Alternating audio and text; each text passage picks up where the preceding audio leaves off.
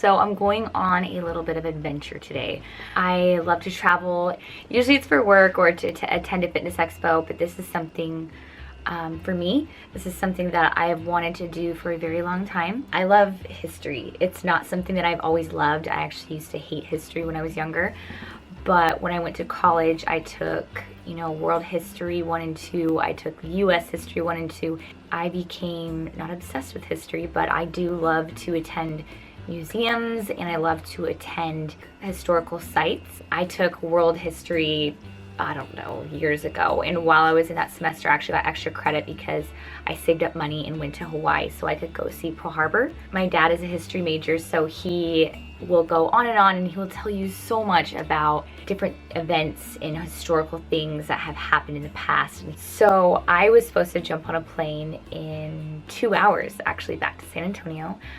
But instead, I rebooked my flight and I booked a flight to Krakow, Poland. I want to go to the Auschwitz camp. I know some people will probably be like, why are you going there? Like, why would you do that? It's a really sad part of history. But the reason that I want to go is because of the lack of compassion and the lack of love that they had for people. So this is just something that I've always wanted to go see for myself. I'm a huge believer in keeping history alive because I believe it prevents it from happening again, and it's a way of remembering the people and the families. I don't even know if I'm gonna post this video, to be honest, because I'm a very positive person. I'm a very happy person. I like to focus on the positives, and this place is very sad. I know this is something I am going to remember for the rest of my life.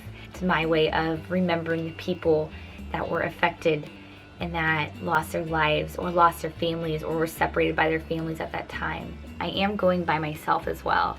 Everyone else had to get back home. We've been traveling so much, and I don't blame them.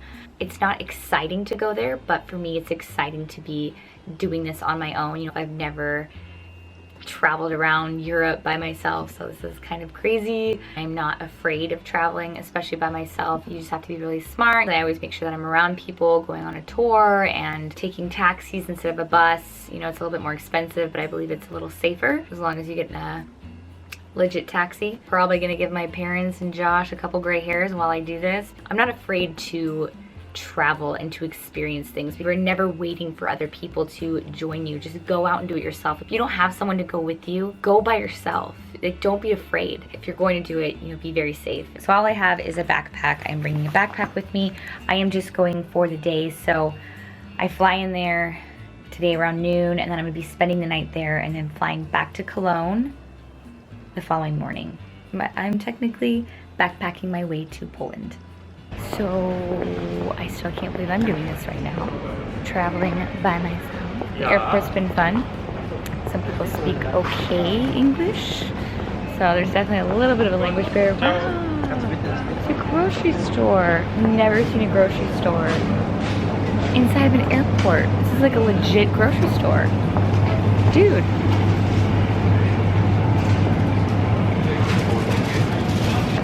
You can buy like milk and yogurt. This is eggs. Why can you buy eggs? You can't cook them. This is crazy. I've never seen this before.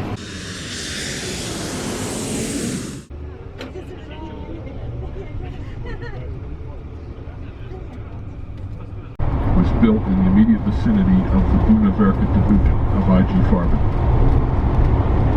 German industry near Auschwitz gained great importance as Hey guys, so I made it here, finally. I got off the plane and I got a cab that took me to the meeting point for the tour, and I did join a tour. I wasn't going to at first, but I figured since I am traveling alone that it is better to do it with a tour rather than go by myself. I think that going on a tour is probably the best idea right now, but I'm outside of Auschwitz right now. I've seen many documentaries and I've wrote multiple essays in college on this place, but seeing it in person is a feeling I can't describe to any of you. It was a very cold and dreadful day when I walked into Auschwitz concentration camp, which seemed fitting for such a cold and dreadful place. I don't think the sun ever shines in Auschwitz. Many people pay for a tour, They ride the 2-hour shuttle, and they change their mind once they get to the gate. Once they see that sign, work will set you free. Nobody is prepared for the type of emotions you feel when you are standing outside that gate. I felt nervous, sad, angry, and all other types of emotions. I wondered if I should actually walk inside the camp, a place where millions of people were murdered for no reason. A lot of people go mostly because they want to see, to feel, to learn, to try to understand what really happened back then, but there is no explanation. Some people also go to pay their respects to people whose lives were ended and forever changed. The first block we walked into was Block 4.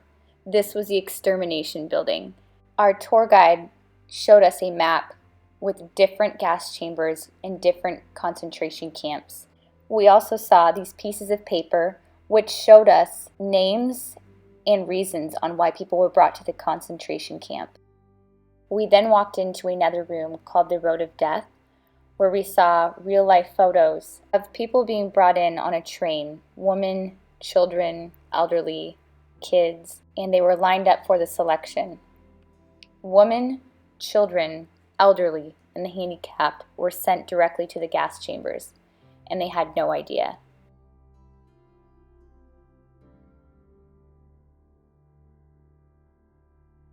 In another room, we were shown canisters of pesticides that were used to kill people in the gas chambers.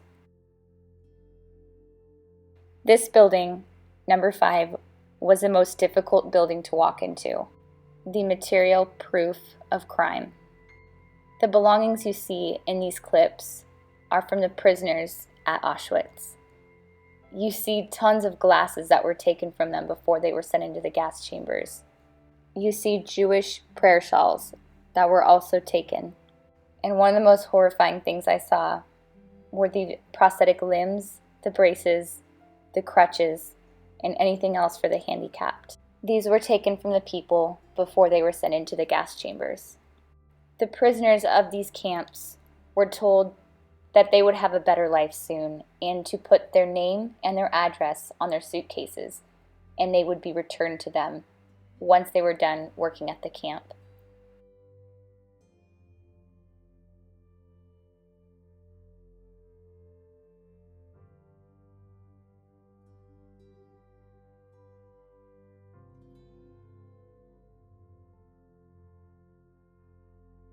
Two rooms that I thought were the most difficult was the shoe room, where you see 40,000 pairs of shoes.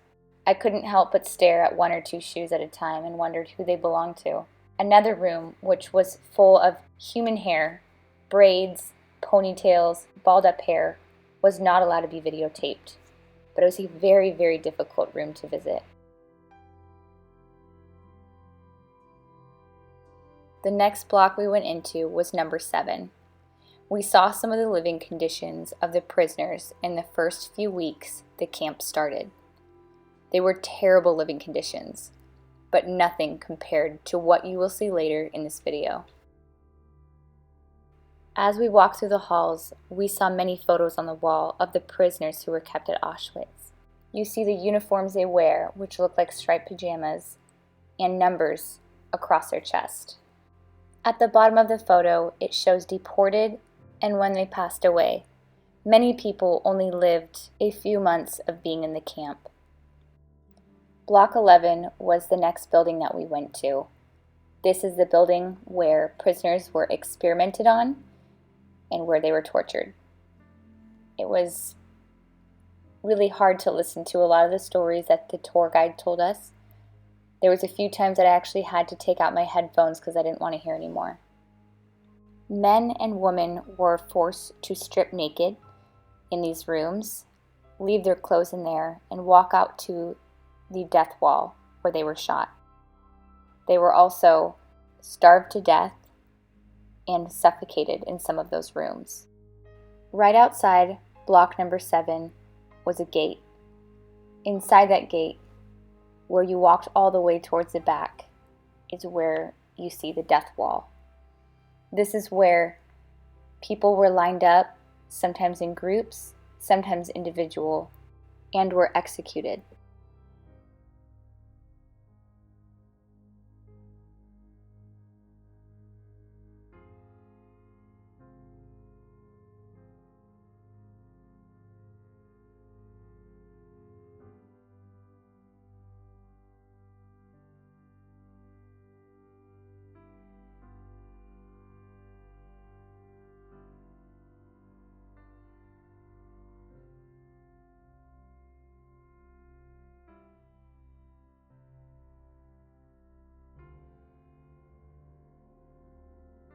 We walked into one of the gas chambers. I couldn't understand why people are allowed to enter, considering millions of people were killed inside. But I remembered the gas chambers weren't the only place people were killed. The word chamber is such an ugly word, which fit this entire room. When you look around, the walls, the ceiling, the floor, everything was ugly.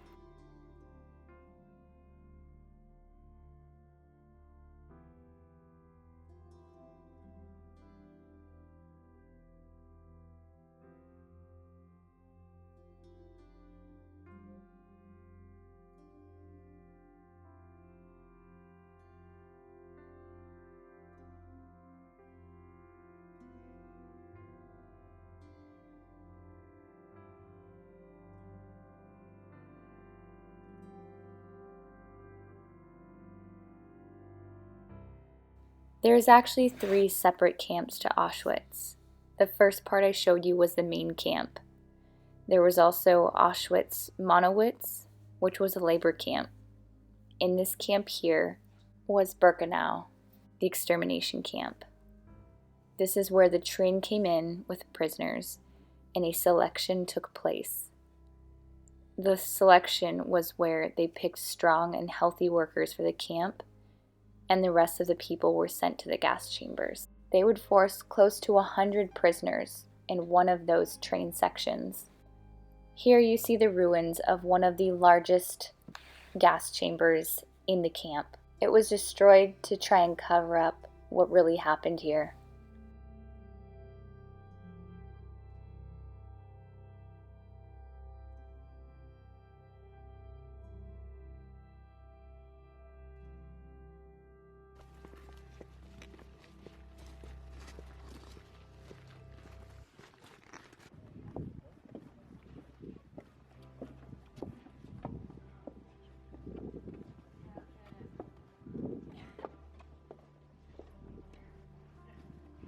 This right here is where the prisoners lived and where they slept. There was about 8 people that slept and lived on each bunk area. Some people had no choice but to sleep in the walk area on the dirt because there was too many people and not enough room. The place was filled with rats, insects, and diseases. Visiting a place like this and facing the reality of what happened, seeing the proof right in front of your eyes still makes it difficult to grasp. But I still feel that it's important to go see.